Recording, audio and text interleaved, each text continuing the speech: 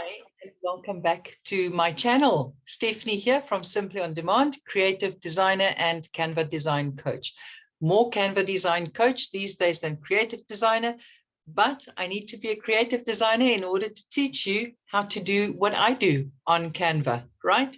So when it comes to sharing a photograph or something that has blunt edges, there's ugly crop marks.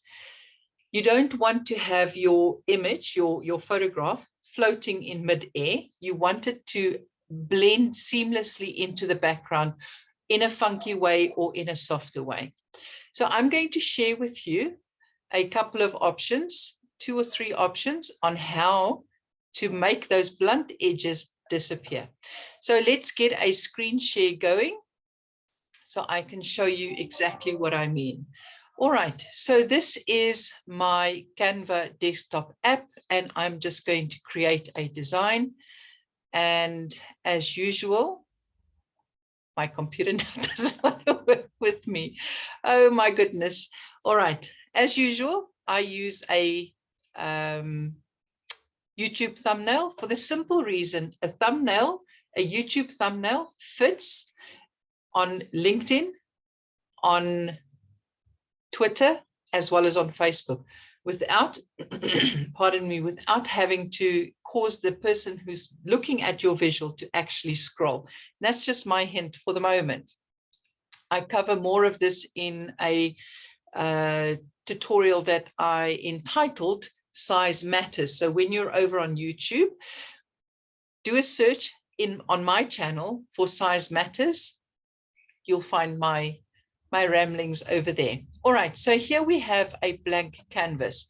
I am going to, let me change the background color to that one over there.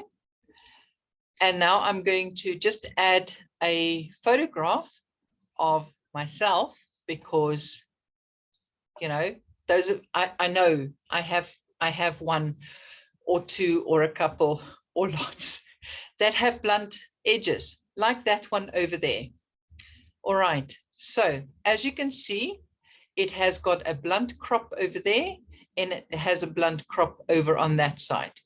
Now, let's put it over there, duplicate it and duplicate it again. So I want to show you 3 ways of taking that blunt edge away. Now, yes, the first thing you can do is position it on the corner like that. And that will certainly alleviate the blunt edge. No problem with that whatsoever. But you don't always want to be shoved in a corner. Yes, you can turn it around. You can flip it around the other way around. But then you're just going to be shoving yourself in another corner, which you don't really want to do. You want to perhaps take up a little bit more space. So the first thing we can do is add a shape. Go to Elements, and computer is very slow today. Go to Elements and go to Shapes. Now here you have got any number of shapes that you can play around with. You can use that one, turn that around like so, and position it like that, make it a little bit bigger. It's not quite what I had in mind, but you can certainly play around with that. It's actually quite ugly. So let's take that away. What you can do is just put in, no, not that, just an ordinary square that you're going to give a little bit of text in like this. Maybe make the photograph a little bit bigger, like so. Too big, like so. It takes away the ugly crop. All right. But do you really want to have something ugly like that? I certainly don't. So what we can do is we can also go to, let's just clear all of that. We can go to paint. Okay, there's a paint stroke. add a little bit of something different to it. Let's just change the color so that we can see what we're doing. And there it goes. So you can see it's not quite so bland and boring as just a simple shape that we've got going over there. Oh, there's another way.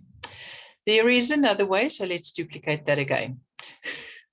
So this one, the next one that I want to show you is to actually make this photograph appear a little bit softer so that it's not quite so in your face. We're still here on elements, and we're now going to search for blur circle. Search for blur circle, and under graphics, and there are any number of them. Now, some of them you cannot change the color of, some of them you can.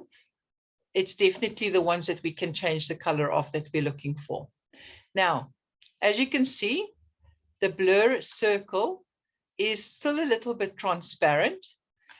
Now, because my top is relatively close to the background, I can change it to the background color like that and position it like so, and then just duplicate it and position it. Okay, maybe I shouldn't have made it so big.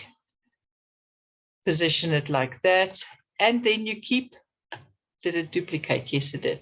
And then you just keep adding it until you have gotten rid of the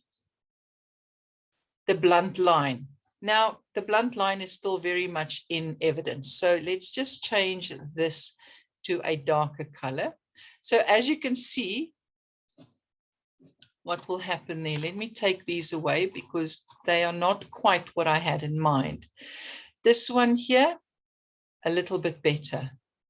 So change the color to your background color.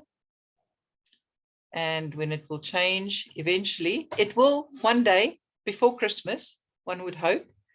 And so now you can just position it however you want and just keep adding to it and so on and so forth. And as you can see, you actually blur the image, the background completely. And you can just make it a little bit that you're almost in the back of the photograph completely. Let's do that.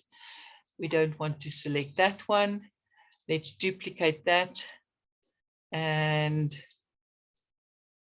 turn it around like, no, turn it around like so. See, my computer has got some serious lag issues going over here. Just like that, and position it around. And there's still a little bit of a bluntness over there. So let's just duplicate that and make it a little bit smaller so that you can actually just make that line disappear completely. Now you see what I've done over there. It's almost like I'm in a haze. And so you can carry on building this haze, not completely all around, because I think it will be just a little bit OTT over the top, but you can certainly play around with it. Now the other method, and now just remember to group it and then position it wherever you want it to be. If your text is going to be this way, your body needs to be facing this way. If your text is going to be on this side, just flip it around so that your body faces the text. It's just drawing the eye to where the text is, the focal point of the design itself. Now, something else that you can do also is, let's just change the background color of this one to that color over there. And we'll go back to elements.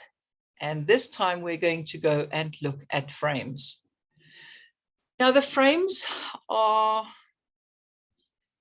really, you can play around quite nicely with the frames. Let's just get 3 frames going here. So we can do that frame. Let's just get the photograph in there.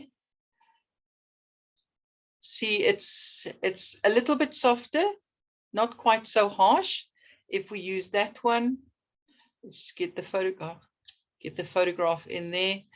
It's a little bit softer, not quite 100%. And then, of course, the classic round that we can use as well. Now you'll see it's still a little bit blunt, but simply, let's just ungroup that. Simply take that and copy it across here, change the color to that.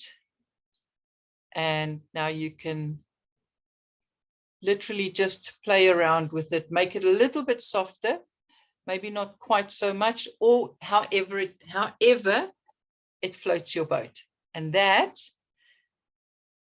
my dear subscribers, network, is how you can soften blunt edges, blunt crops of a visual that you have, or a photograph that you've had taken of yourself.